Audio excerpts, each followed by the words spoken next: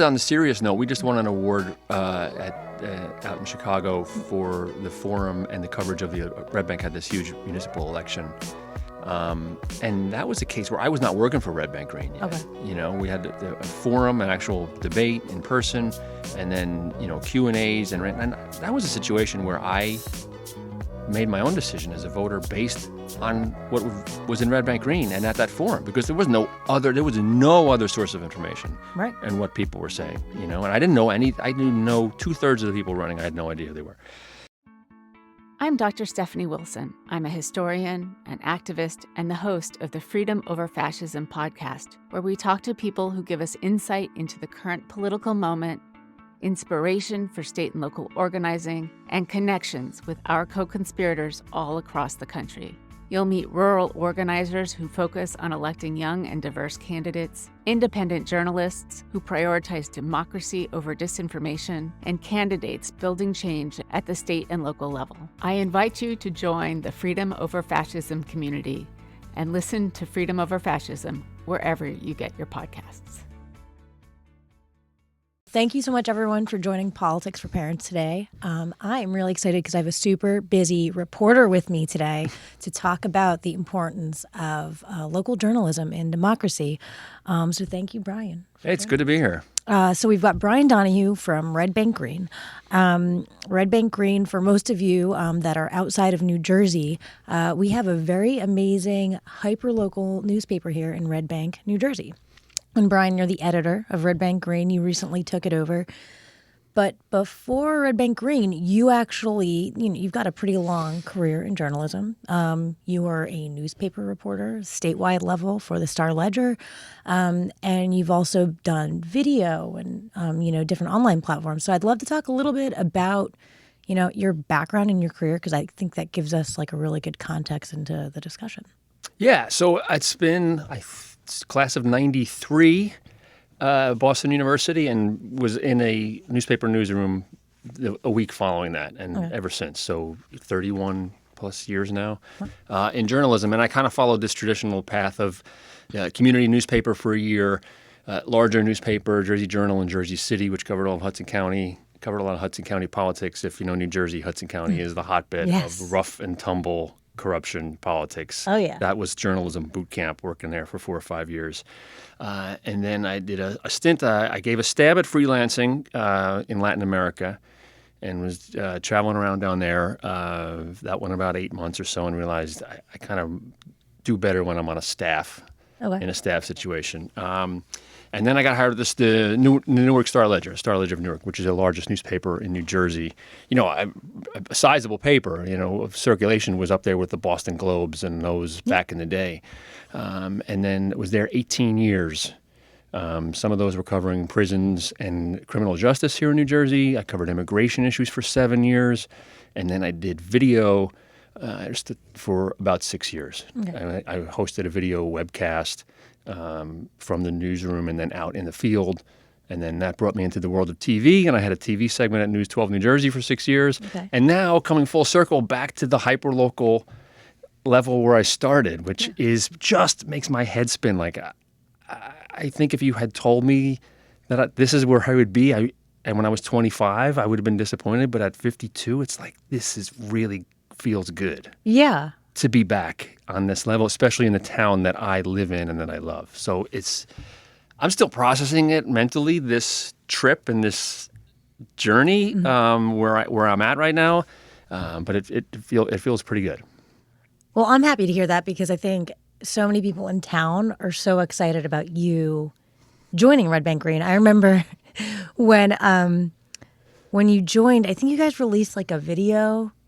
It was it was a really funny video. Yeah, we remade. I had wanted to do this for so many years. I wanted to do a video recreating the scene in It's a Wonderful Life where George Bailey, right? Is it George?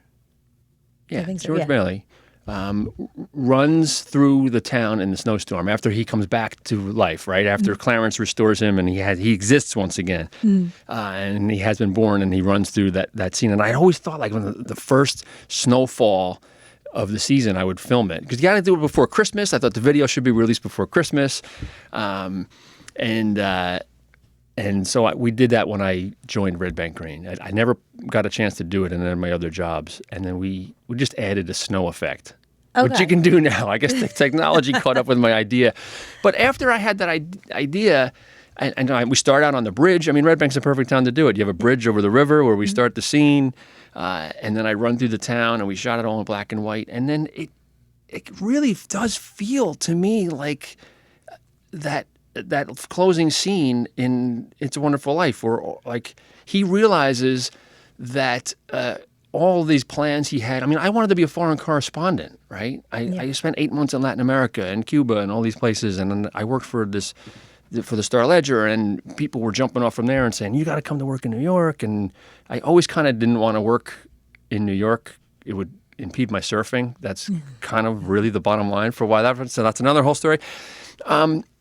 But it felt like, in my hometown now, I can work as a journalist in this place that I love, in this community, and people. It just felt so much. Coming to Red Bank Green felt like that last scene in It's a Wonderful Life, where he realizes that it wasn't all out there traveling around the world and doing these huge things. That sometimes it's the human connections and the relationships right, in your neighborhood.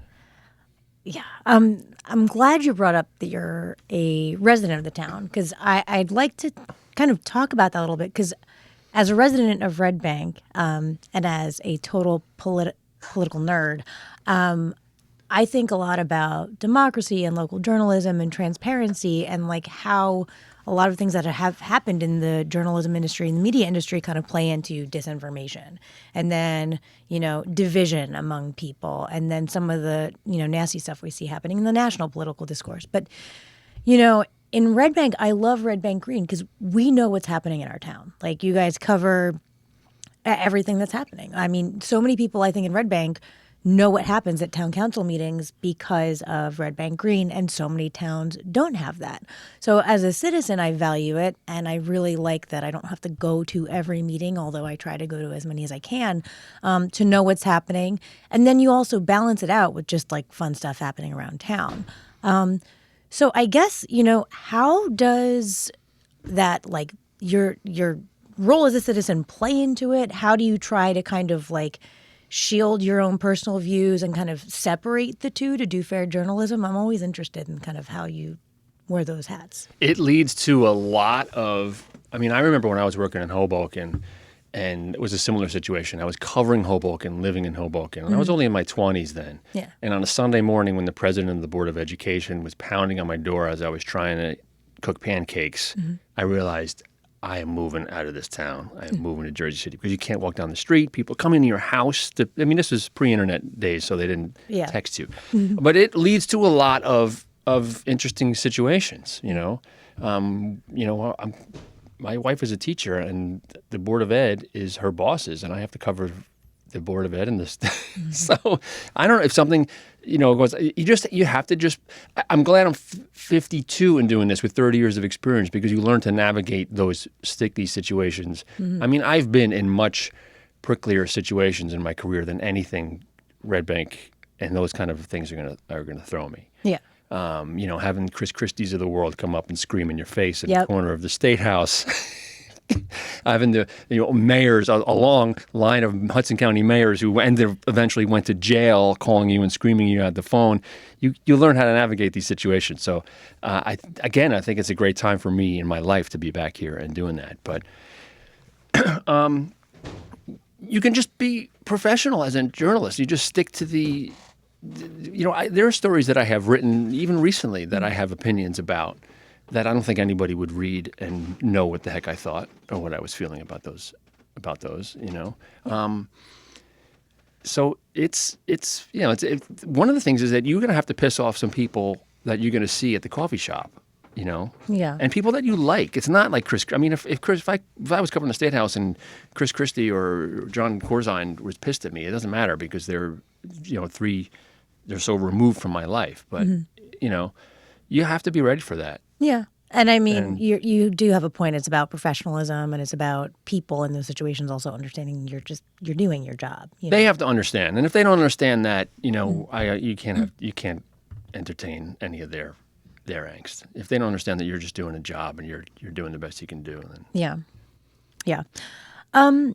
So I'd love to talk a little bit about, your kind of career trajectory and things that have happened in the industry over the years. I mean, I personally feel I think local news is probably more important now than ever. I think at a time when people really question information sources, they question, like the corporate media and kind of, what's really their angle or how much can I actually trust this outlet, that outlet. I think on the one hand, at a local level, it's so easy for people just to kind of understand, okay, this is objectively what's happening in my town and this matters to me in this way.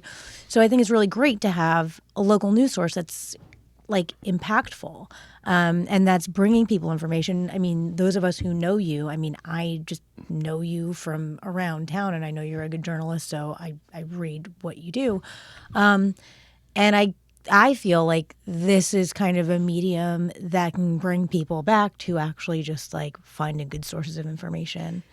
One of the things about the local level is it's so tangible. You can see such tangible examples of what's happening on the national level, of how places can be divided by misinformation. Let me tell you like a story from recently. There was a group of people who wanted a few people in town started coming to borough council meetings wanting the borough council to pass a resolution calling for a ceasefire in the Israel-Gaza war. And they were coming week after week, and they were being heard. And the council then basically said, and the mayor, we're not going to do this. We're not going to touch this. We want to focus on red bank issues. We don't have any say in this. He was not going to listen to us anyway. But they didn't say it in those words, but they basically said, we are focusing on this, and it would be very divisive for us to say anything one way or the next. And it was very clear, and I did a story about that. I said, mayor and council say they are not passing any resolution about anything. So then a week later, I walk into what I thought was going to be a very sleepy council meeting, and it's packed. Yeah. It's packed.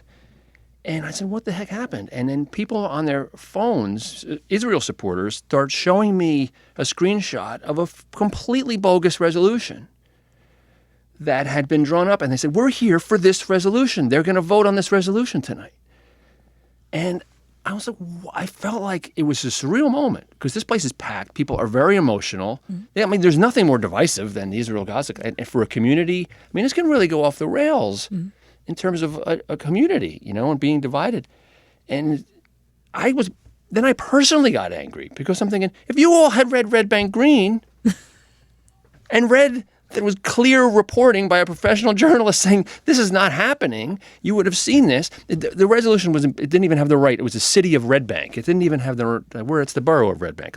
So there were telltale signs of this is bogus, but it had been sent around, and there were a lot of people there very upset that the council was going to vote on a ceasefire resolution. And, it reminded me on a larger level of like when the Russian bots, I don't know if you heard about this incident in Houston. There was a town in Houston that had dueling protests going on at at a mosque, and then another that had been organized on a fake Russian organized Facebook site called Texans for Liberty or something.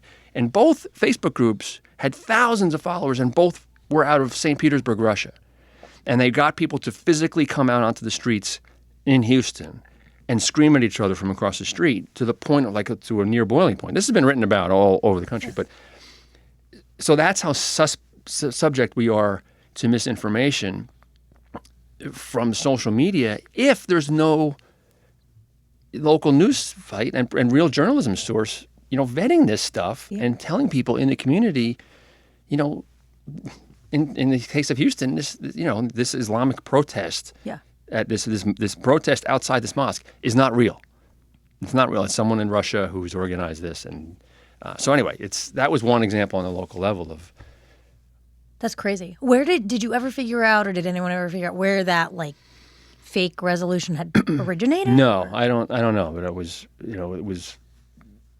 I'm not sure where it came from. It was circulating on Instagram. I think it may have been written up by the people who wanted it, by the Palestine supporters, who maybe someone on that side may have said, here's the proposed resolution that we would like them to pass. And then somehow, as it just got circulated, absent any context, it was like people showed up. And arguing. They're making very impassioned statements saying, "Do not pass this resolution." And the council was up there saying, What? It was very surreal. It was very, but that's just one example. But that's where we are as a country right now, where people are reading things on their phones, thinking it's real, and then hating their neighbors for supposedly supporting something that they read on their phone about, Yeah. Yeah. I mean, it's amazing, friends and people will come to me because they know I'm very connected to politics and public issues. And they'll say, oh, I heard so-and-so do this. And sometimes it comes up with like at the state level, politics. And I'll be like, well, our representative is Vin Gopal, and you can just email his office and they will get back to you.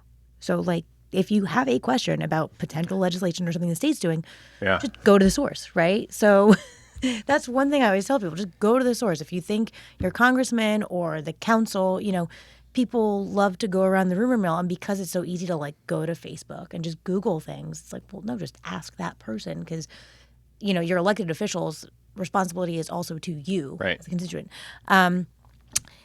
But it's interesting that you said, oh, well, if they don't only read Red Bank Green, then they'd know. But I think one of the things that I really like about Red Bank Green is, you definitely go into the weeds on some of the issues in town, if there's like a bond ordinance or different things that the council brings up, but you have to balance it with fun. So a lot of people read Red Bank Green not only for what's happening in town, but, what's this new shop on the corner, or the party line feature where you guys have, user reported information, or the infamous, April Fool's video that you guys did. So could you talk a little bit about, I think, how you guys, is that kind of a strategy, or is it really just like we're focusing on town? Like, how do you guys think about that? I got to credit John Ward, who's the founder of the site, who ran it for, I'm taking too much credit here because this is his baby. And he ran this thing for 16 years and really set the tone for what it is. And people love these stories about what's opening and closing. And that's one of the things that I'm struggling to get up to speed with because going through the business records and the deeds and how he's the guy who just was, he had his finger on the pulse, and I'm struggling to keep up with that stuff. But the fun stuff, he set the tone for that. And then the other thing is that, Kenny Katzko, our publisher, really pushes the fun angle. We all live in town, and we all love this town, and we love the characters, and we love the environment. And it's a fun place to be. And the other thing for me is I need to change pace. Like when I've been in beats, like at the Star-Ledger, when I just covered prisons and criminal justice, and I just have hard news or investigative enterprise beat, I really started to break down, like in terms of my burning out. Like I need a creative outlet. I want to be creative. I wanted to do, more fun stories. And then when I had a TV segment, and it was Brian's Positive in New Jersey on News 12, and they kept pushing me to do lighter and lighter and lighter stuff, I started feeling like, God, I want to do some serious news sometimes and tell some really important stories. So for me, I've always had that tension in what I like to do. I have a very, I need novelty. I have a sort of attention span. I like to switch gears. So I just like to do that. And then having done video just lends itself to, I think, more fun reporting. You're not going to do a video about a bond ordinance.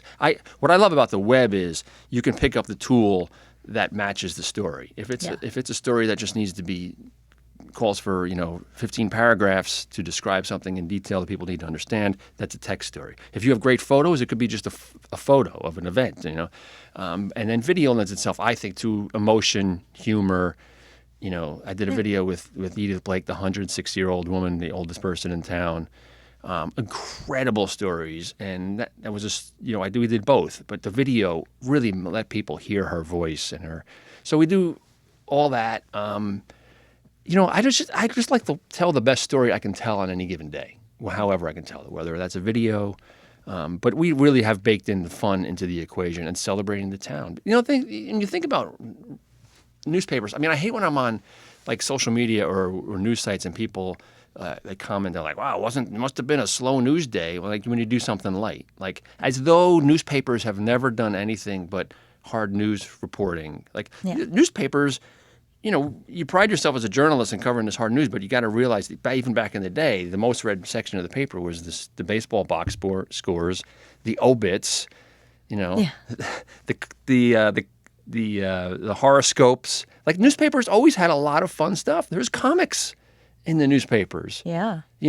So a news site doesn't have to be all just hard news. You're going to lose people like that, because that's not people's reality. They want to laugh. They want to. So we like to keep. We have all. John Ward and I we both worked together at the Star-Ledger many years ago. That's how we crossed paths. But I think that newspaper foundation really serves you really well. It's both in the reporting and just knowing the sort of variety of things that people want to read.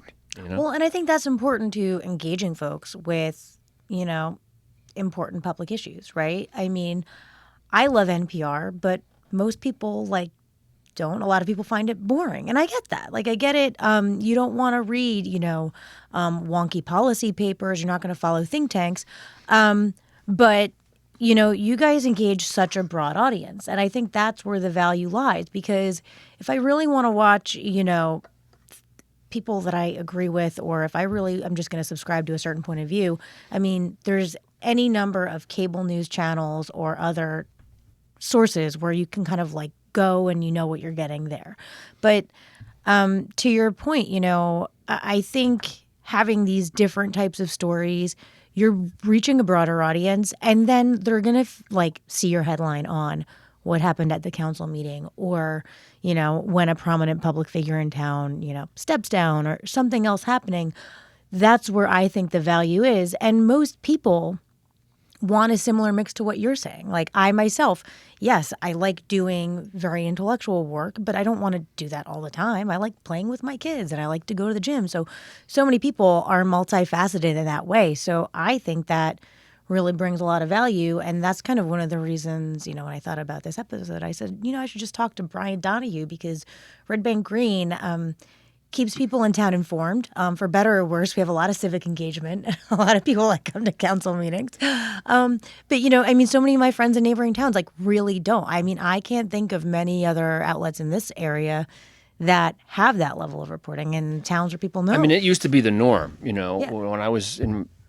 When I was younger and I was a reporter, and there was a robust, local news ecosystem and newspapers. I mean, just in this, there was no there was no town meetings that didn't have reporters at them. Mm-hmm. There was always at least one everywhere. It was everywhere. When you look at the way things have changed. I mean, even on the state level too, right? When I was in the State House Bureau for the Star-Ledger, just the Newark Star-Ledger had 13 State House reporters, 13 people covering state government, just in the State House Bureau. That might be down to one or two at this point. So you had Governor Christie Whitman, who was Whitman governor when I was down there, and she would come out and she would face this press court. I mean, there'd be sometimes a dozen Star-Ledger reporters there, and then there'd be 4 from the Bergen Record and 3 from the Times of Trenton, and she would get hit with questions from people who knew things that she had no idea about. Mm-hmm. I mean, we would have a reporter, Dusty McNichol, who was just a genius. He would go through these huge stacks of documents and find things that the Department of Treasury was shenanigans, and throw a question at Whitman at the press conference, and she'd have no answer because she didn't know about it. They'd have to respond. That just doesn't exist. That doesn't exist on the state level. It doesn't exist in most towns, counties, all the way down. This news ecosystem has been completely decimated. So I guess talk a little bit about that in Red Bank then, your approach to covering the town, and maybe some of the stuff that, readers don't always find as sexy and exciting, but is important as a journalist. Can you talk a little bit about how you approach that? Yeah, I mean, I'm still figuring it out, right? Because I've been at Red Bank Green for 9 months now, and only, at the helm officially for 2 or 3 months. Mm-hmm. And a lot of it is just knowing what the role is. I mean, we talked a lot about fun stories we did. We did an April Fool's story that was big. That was we did a video about a fake school in Red Bank that was teaching New Jerseyans how to pump their own gas. It was hilarious. So I'm going to actually link to that in the Substack. Post that up. Because if you're not listening to this in New Jersey, it's the only state in the country where it's illegal to pump your own gas. And people really do. There was a kernel of truth in that, which is New Jerseyans who go out of state sometimes find themselves at the pump and being like, oh, crap, what am I going to do? So anyway, we fooled a lot of people, including the statewide radio station, who did 3 straight shows on this supposed on the issue. They did 3. Yeah, 3 straight shows like the evening guy, and then the morning, and then the afternoon. They all were talking about, and then Wow. told them it was you had to check the calendar when you're reporting on something on April 1st. Where was I even going with all that? So how you approach kind of some How of do I the council stuff happening and those issues?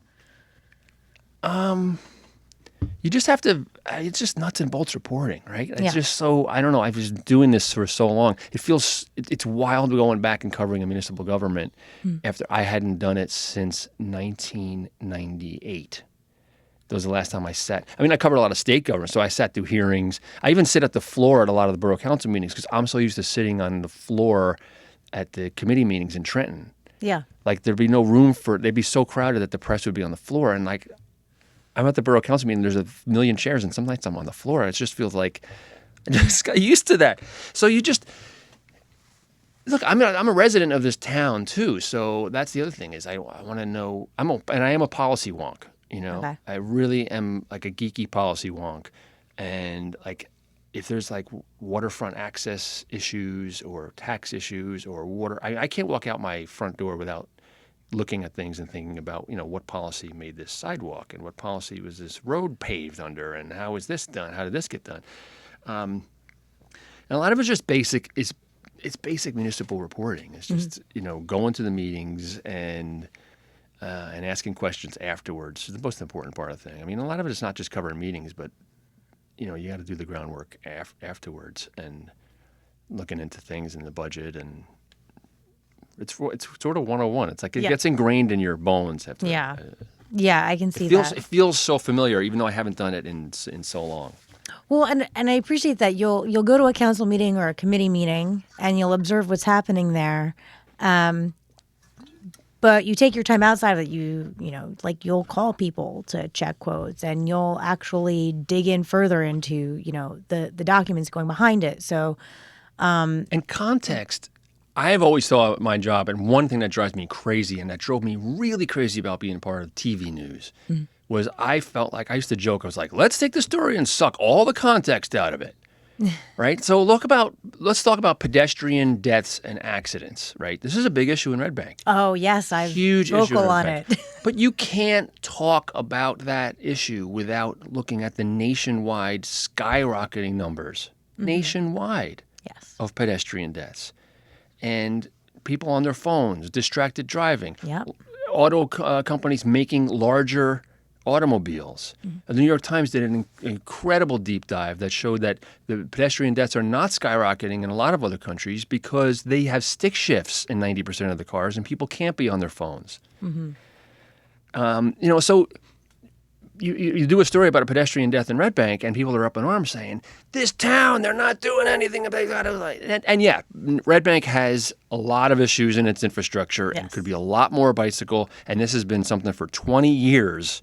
How we don't have protected bike lanes in this town. I've been living in this town for 21 years. I'm still afraid to ride my bike to work. Oh, And I would ride it to work in this building more often if there was a protected bike lane. Like that kind of infrastructure will increase right, ridership. So anyway. 100%. No, that's a whole different It's a whole different issue. episode. Well, I guess what I'm saying is even though Red Bank is lacking in that infrastructure and that movement has you can't look at pedestrian deaths and not look at the nationwide. COVID, there was no traffic. Cops stopped enforcing traffic laws. People are driving like crazy. And there's a nationwide epidemic of pedestrian deaths, distracted driving, and same thing with property taxes. People complain about Red Bank's property taxes. We had a big water rate increase recently. One of my biggest challenges with the water rate story was it was very hard to discern whether what Red Bank was paying before and after the increases is different from all these other towns. And I spent like a half a day in the Bureau of Public Utilities websites trying to go through their minutes to find out what American Water's charging in Bergen County and if there's all these everyone has different rates. It's really and I have to cover everything. So you spend a half a day on that, and it's like, oh my God, I'm not sure how much context I can actually provide, but. And then you didn't get to go to the ice cream shop opening or whatever. Right. But I find that context is really important in helping people understand what's going on around them. And I always try to, even if I can't completely get to the bottom of it, just try to say most of my pedestrian stories are going to say, well, this is part of a nationwide. Red Bank is struggling with a nationwide problem here. Yeah. And that perspective is something that I appreciate because, you're not just going to, report on something I could read in council minutes or anything like that. You actually figure out what the council's voting on or what issue or what position was taken, and you do that investigative work like a real journalist. I mean, that's I think what I'm excited about with you joining Red Bank Green is knowing the quality of your work and having met you several times and seen you at the council meetings and then read the stories that you publish about issues, which is so valuable to the town. But having said that, let's talk about your favorite stories. What are some of the favorite stories you've done, be they funny or more serious? I know what some of mine are. For Red Bank Green or For Red Bank Green. ever? What are some of the favorite things? I haven't been here that long, so. Or you've seen in the paper, what are some of your favorite moments so far? I mean, we just won an award. This is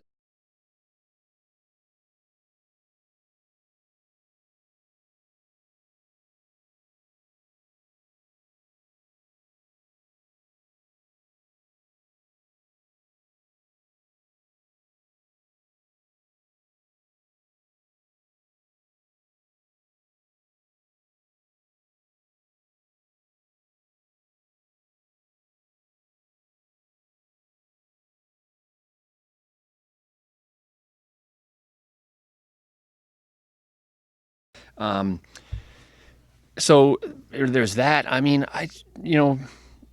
I'm really big on. I did a story recently about how long it's taken for the park to come at sunset. So when I moved into Red Bank in 2003, the headline on what was then the Hub was the local newspaper. Yes. We moved into the West Side, and the headline was "Park Coming to the West Side." 2003. 21 years that has been promised to the West Side, Mm-hmm. That was those are the kind of things. My favorite story. I mean, I did a search for the most fun story I've done. I did a search for Red Bank's best bench. That was a good one. It sounds so completely mundane, but this is what the thing was like. So it was a summer day. There was a slow news day, and I decided let's go find Red Bank's best bench. And then I just sat on a bunch of benches. There's a lot of footage of me sitting on benches, and then it turns into I run into this guy who had spread his mother's ashes on one of these benches, and he goes sort of talking very emotionally about his mom. And then I met another guy who just went into this very eloquent, talking about the town and the history and how he comes and sits on the waterfront, and people need to appreciate this town. And at the end, it turned into this sort of commentary on life and death and appreciating where you are and the moment. And I love that about stuff. I mean, I love that when you go out, when you have this idea. And I kind of knew that using the bench was going to be a device to tell a larger story. And then you just trust yourself that when you're out there, you're going to find people who are going to fill in all the blanks. But sitting on a bench really is sort of just sitting there and appreciating life, and then this guy he just gave me everything. I didn't have to do anything. He was so great at the end of it, and it just summed up a lot of what I love about this town too. Is that you run into so many different types of people, and yeah, I actually don't know the last time I sat on a bench. I really I mean, I'm always going here, going there, and that's kind of really interesting to think about. But it kind of brings me to the point about these stories you bring in the community and the people you meet through your reporting, and now you're doing reporting in the town that you live in. And one of the things I've talked about on this podcast is kind of this loneliness crisis. And I've interviewed other people that focus on building communities and finding community. And I think that's another really important aspect to your work is that you really do connect our community. You guys report on events happening in town, so you bring people out to events, you interview residents, and you do some cool videos. So I think that's a really exciting aspect too, is connecting a community. When I moved into video from covering public policy issues, crime and immigration and things like that, is when I really sort of realized the power of just telling one person's story.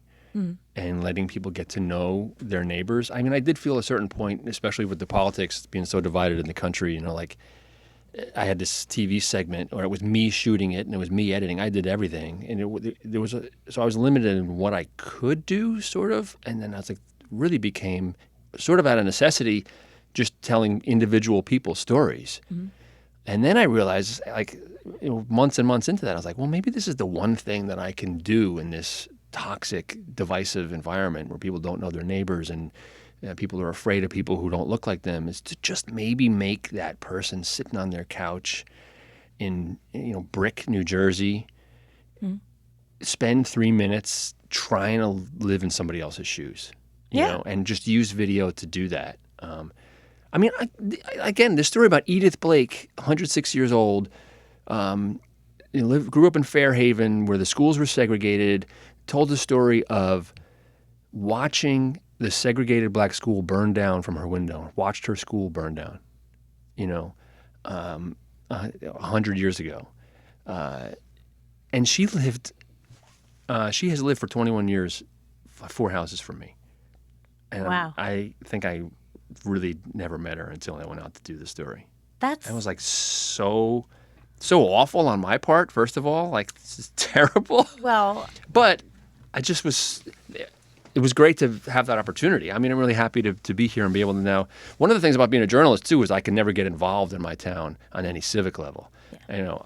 My hours were so crazy. I could never coach Little League. Mm-hmm. I could never do anything. I couldn't volunteer on anything. I could never commit to anything because it was so. Yeah. So it feels really good to be able to provide, just be a part of the community on a level that I, as a journalist, doing what I can do, what I know the best, and helping people meet their neighbors. Yeah.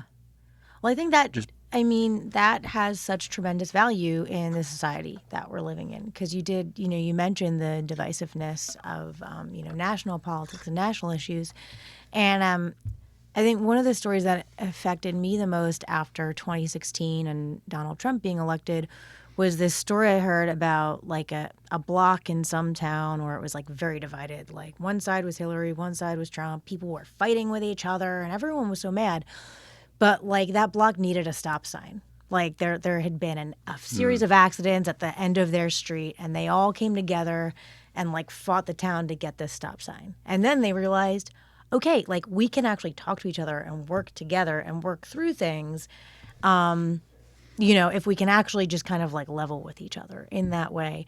And I think that's also, like, the power of focusing on local issues and focusing on things in your town, because you don't need to really be, living in that world of, like, the national dialogue, because these are things that are in your community, and so many issues in your town aren't about, like, the Republican or the Democratic platform. It's just about, like, neighbors figuring out, like, what's best for the town and working through them. So another kudos to Red Bank Green for kind of bringing everybody that information so we can be involved in the town. Yeah, the November election doesn't mean anything to anybody if there's a car barreling down your street and, hits a kid on a tricycle. Yeah. Right? I mean, those are the kind of things. And what you realize through that is it's just the shared humanity that we're all kind of forgetting, which is, exactly, we all want to protect our kids. We all cry at funerals. We all, and those are the kind of stories you just have to.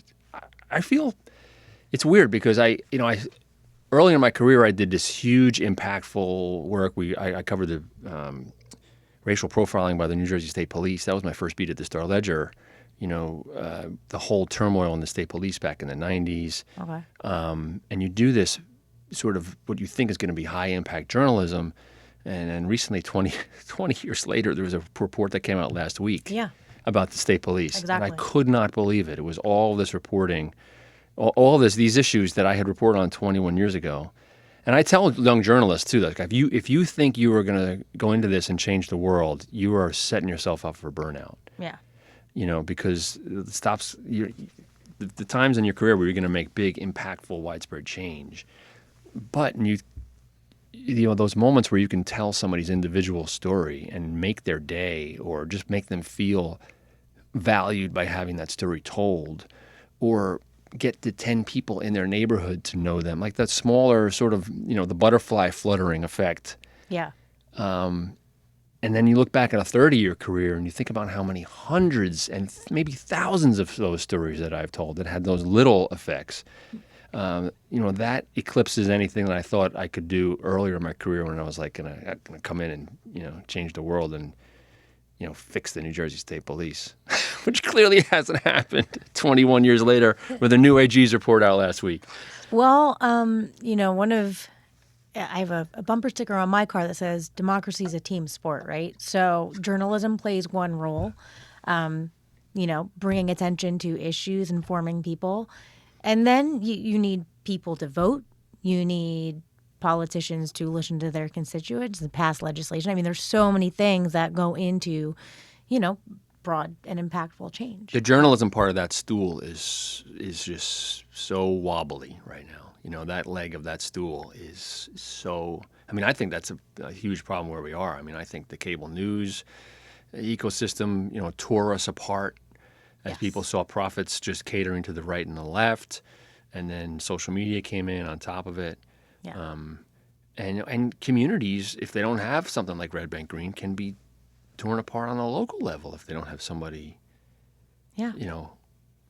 telling it straight. Well, I guess that kind of brings me to my last question for you. I like to end every episode with a quick call to action or a takeaway. So for people listening that,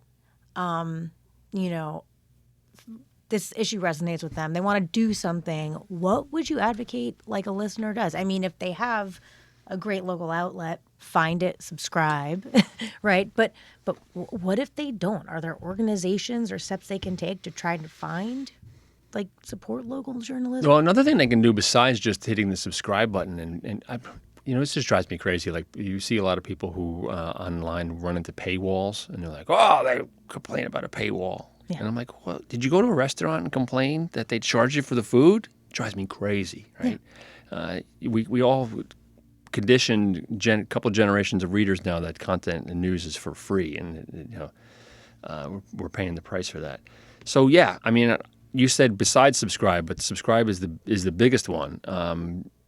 There's a lot of nonprofits emerging around the country who are trying to help local news sites. Yeah. And they need support on every level. The other thing is too that if you have an ad-supported local news site like Red Bank Green, there's a couple different models. There's the nonprofit model that's emerging, and then there's the ad-supported model. I mean, use the advertisers and go to the advertisers and say, hey, I'm here because I saw your ad in the Gazette.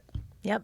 They need to know that those ads are effective. Yeah. Rather than, Google and Facebook have sucked up all the advertising revenue out of this industry, and that's what's happened. Right. So if people are directly advertising with those publications, they need to know that works, and it does work. And the other thing is, who are some of the nonprofits that that are working on this issue, that are expanding local news coverage and things like that? I'm going to draw a blank on that. Okay. Well, we can come back to it all when I put out the Substack with this episode. I'll include. I know one of my favorite outlets is the New Jersey Monitor, and I think they're part of a collective national nonprofit organization focused on state newsrooms. Right. So those guys are trying to fill that void that I talked about with the 13-person bureau going down to one, and they're doing a great job. This is where it becomes hard. You talked about this mix of content. New Jersey Monitor, I love, but it's hard to draw people in. It's very wonky. It is. And that's their mandate, is to cover public policy and to cover politics.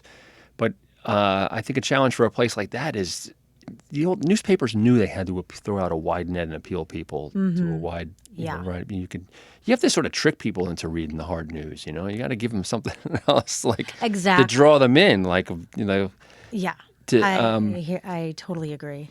Yeah, so they're doing. I mean, the reporting is great. Well, and that's kind of what this whole project is about. Is I have so many friends who will text me as it gets to close to election day, so who's good on this issue, or who's running, who should I vote for? I know other people who just don't follow the news day to day on politics because they're just turned off, and I get it. I get turned off by it, right? But if I like call someone I know that lives in like a neighboring town, like, hey, your school board's about to like do something crazy, or they're like doing book bans and this and that, they'll get more involved. So it's kind of this, middle of the road person that's like a busy parent. They're not going to like sit in a council meeting. They're not going to like take a day off to go to Trenton and lobby on an issue, but they still want to be informed. They still want to know what's happening. And I think, through, better journalism, through, more digestible but like informative information, people can actually become a little bit more informed and become engaged again. Like, we need to make it tangible. Like, it shouldn't just be left for people who want to run for office and people who are working in a think tank. Like, the everyday person needs to know about this stuff so that they can vote accordingly, right? So, I don't know. We're trying. Oh, yeah, we are. We are.